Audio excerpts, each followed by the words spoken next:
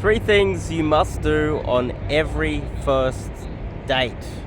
So I'm here in Sydney CBD. As you can see, there's the beautiful harbour, Sydney Harbour Bridge, the Opera House in Circular Quay.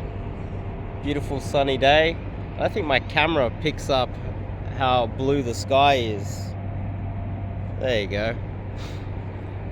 But anyway, before we kick it off, I'm Dave, and this channel is dedicated to giving you no BS, novel dating advice for the modern man. Top link in the description, check out my website, and sign up to do some coaching with myself.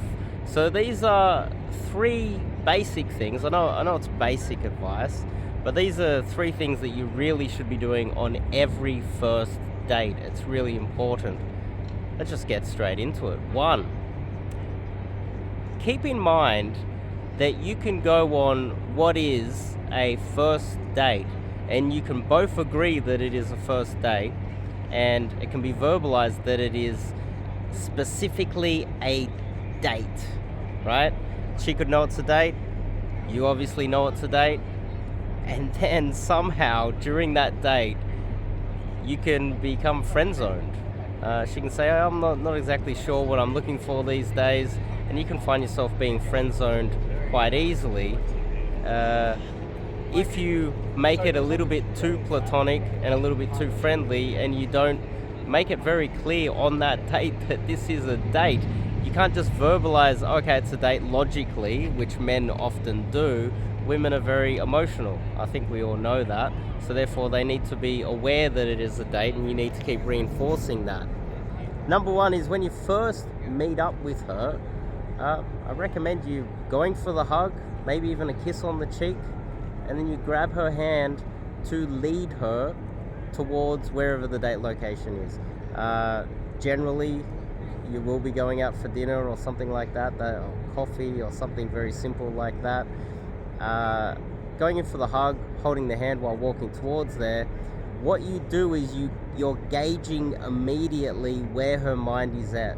And if she's like okay with the hug, which I think most people will be, but she won't hold your hand or let you give her even a peck on the cheek, then you're aware that she's uncomfortable getting physical with you, and there's going to be a lot of trouble later on if you were to try to take her home. It's a good little bit of information that you can gauge real early on a date.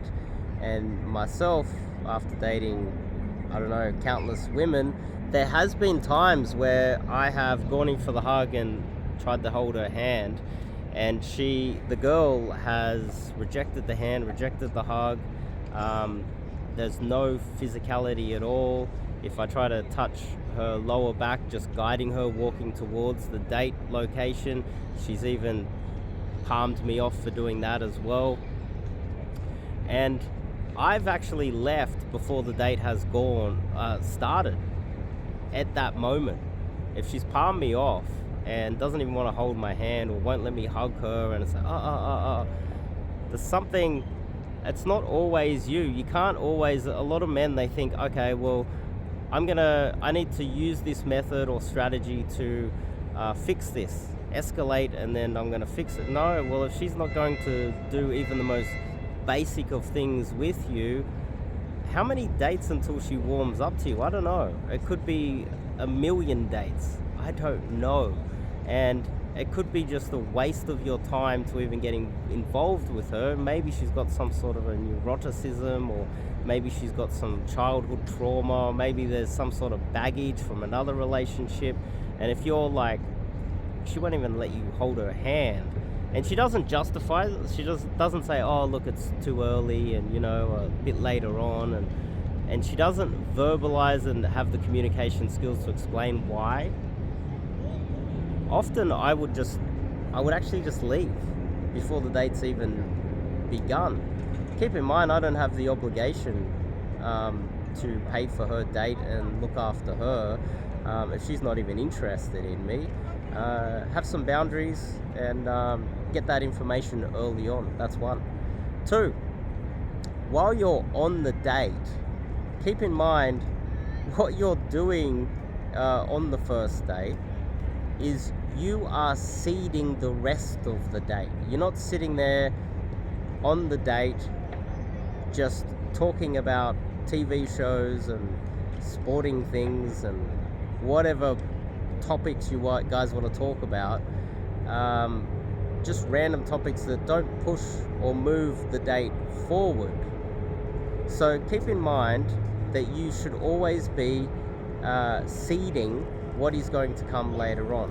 And what's going to come later on, hopefully for you on the first date, is that you either go back to her place or she comes back to your place. Now, if you are on the date and you are not bringing that up in any way, shape or form, you're not even bringing up information like, are you working tomorrow morning? Are you working tomorrow? Do you need to go home tonight? Do you live with your parents or do you have roommates? Do you share a room? Do you have your own apartment? Trying to figure out whether she lives alone. And all of that information is very, very valuable because, you know, if she's working first thing in the morning and she lives with her parents and she needs to get home at 10 p.m., nothing's going to happen that night, and then you can change your strategy later on. This information is very important, and during the date, I also recommend basic stuff. Hygiene. If you're eating, close your mouth. Make sure you brush your teeth. Make sure you don't have bright yellow teeth turning up to the date. Have a haircut. Have a shave. Hygiene and just basic civility on the date. Don't be rude to the staff in front of her. Don't be rude to people in front of her. Just basic things that will give off red flags to her. You don't want to be doing. That's 2. 3, you need to start, if she passes 1 and 2, you need to start seeding something that you can do back at your place or her place tonight. The classic one is we'll go back to my place for a drink, watch a movie. These are the classic ones. I'll leave it up to you guys to innovate and speculate in the comments what those things could be. But there's a whole range of things that you could be doing at your place or her place tonight after the date. And you should start talking about those things. What type of drinks do you like? Oh, you like red or white wine? Oh, I've got a bottle of red wine at home.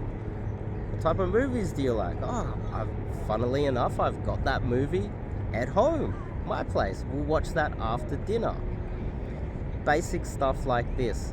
If you are not getting the information to see if you can even take her home after the date, and you are not even bringing up that in conversation towards the end of the date, when you're like, okay, let's go back to my place, she's like, what? I'm working tomorrow. Or what? We didn't even talk about that. And then it becomes a shock. It's something that you guys haven't really talked about. It's not even really it's not that smooth at that point. Doesn't mean that it won't work. Let's just say you avoid step 1 and step 2, and then and step 3, and then right at the very end you're like, okay, let's go back to my place. There still will be a little bit more friction there that there needs to be.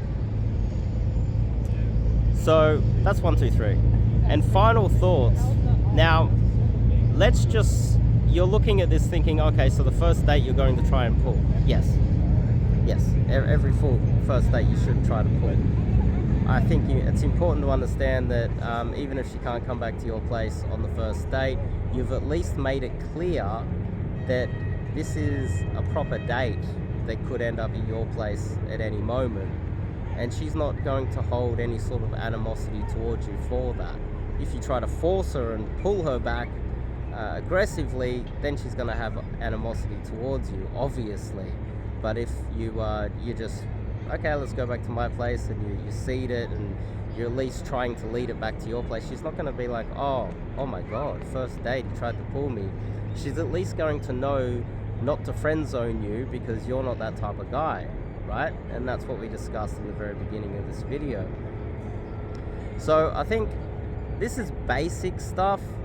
A lot of the guys that do live coaching with me, we will get numbers out here and we'll get them on dates on immersion and we'll run through a far more complex version of this that has a far higher success rate.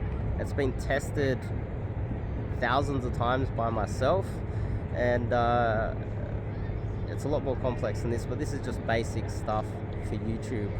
So if you want to learn some cold approach or get some dating advice with myself, I do online coaching anywhere around the world, and live cold approach coaching in Sydney.